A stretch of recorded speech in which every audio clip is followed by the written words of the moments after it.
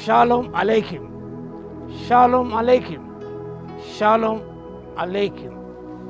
Topic for today is discipleship, Shishyatvamu. The text is from Gospel according to Luke chapter 14, verse 33. పరిశుద్ధ లూకా రాసిన సువార్త 14వ అధ్యాయం 33వ వచనం.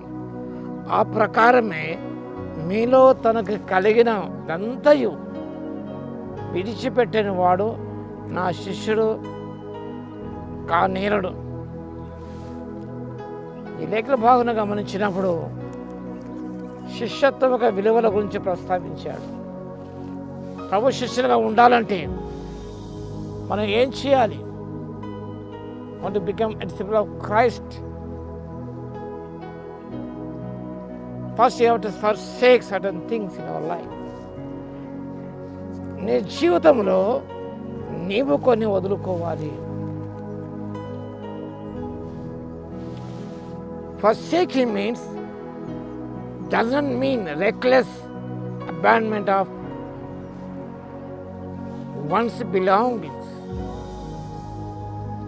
but the proper categorizing of them to accomplish their intended purpose.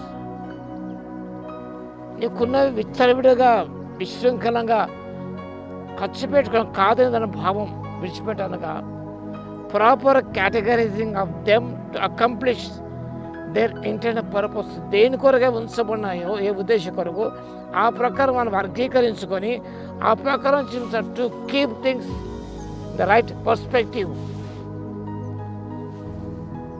ప్రతి విషయాన్ని సరైన దృక్కోణంలో ఉంచుకొని మనం ముందుకు సాగిపోవటం. In other words, forsaking means separating oneself from others.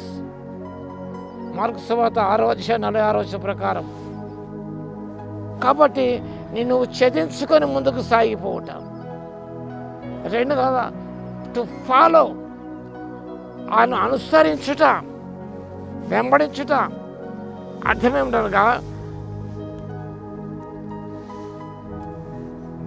to be an attendant, to accompany, to go with.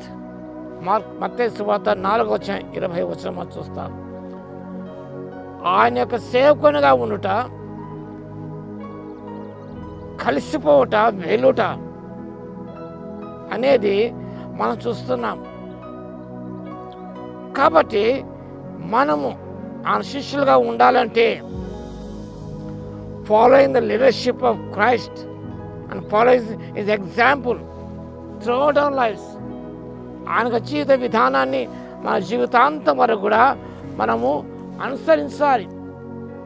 ఆ రీతిగా అనుసరించినప్పుడు ఆనాడు పేతురు, ప్రభా సమస్తం విడిచిపెట్టే మాకేమి దొరుకుతున్నప్పుడు ఇహమందు 100 రెట్లు పరమందు కూడా మీరు 100 రెట్లు పొందుకుంటారు.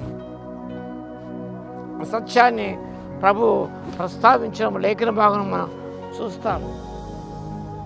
కాబట్టి మనము మన జీవితాన్ని సంపూర్ణంగా ప్రభువుకు సమర్పించుకొని ఆయన బోధనను మనం ఆదర్శంగా తీసుకొని ఆయనకు అడుగుజాడలో మనం నడుస్తూ మనం ముందుకు సాగినప్పుడు నిజముగా ఆయన శిష్యులుగా పిలువబడతాం.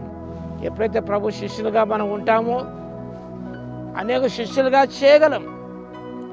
యేసు ప్రభు 12 మంది శిష్యులు గమనించినప్పుడు దే డిసైపుల్స్ ఆఫ్ క్రైస్ట్, వారు అనేక శిష్యులుగా చేశారు. వారు క్రైస్తవుడు శిష్యులను తయారు చేయడు, కానీ శిష్యులను తయారు చేయగలడు. Make disciples of all nations అని ప్రభు అన్నాడు. ఆ రీతిగా ప్రభు శిష్యులమై అనేక శిష్యులుగా చేయటం పరిశుద్ధాత్మ దేవుడి శక్తిని దయచేయను గాక. ఆమె స్తుతికి పాత్ర మహోన్నతుల మీ స్తోత్రాలు తండ్రి. మీ శిష్యులుగా ఉంటారు. చెదింపు మాకు అవసరం, మేము అనుసరించడం మాకు అవసరం, మీ బోధనను అనుసరించడం మాకు అవసరం. కాబట్టి ఆ రీతిగా అనుసరించి అనేక శిష్యులుగా చేయటానికి ఆత్మశక్తి దయచేవలసిన జ్ఞాపం చేస్తూ వాక్యం వింటూ ప్రతి బిడ్డను దర్శించి దీవించమని యేసయ్య నామములో అడుగుతున్నాను తండ్రి.